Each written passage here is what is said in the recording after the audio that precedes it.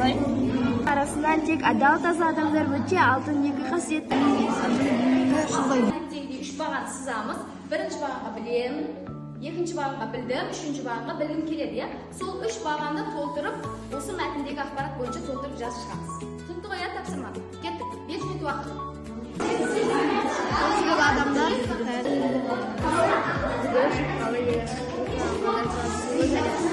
байлануы керек. Қазақтар үшін домалағана ана мен мейірімінің символы. Ол халық арасында парасаттылығымен, даналығымен, сонымен қатар жан тазалығымен және қасиеттілігімен танымал. Білдім, домалағана кесенесі Бала Бөген өзені алқабында орналасқан.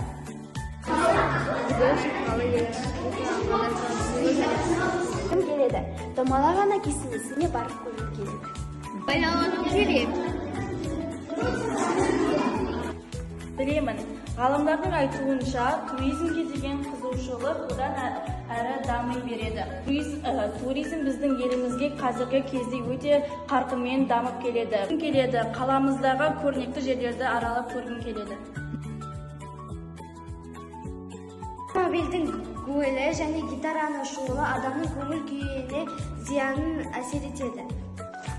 Білдім, туризм демалыс күндері және мереке күндері өтілетін, белсенді және мереке күндері өтілетін танымдық демалыстың біріне жатады.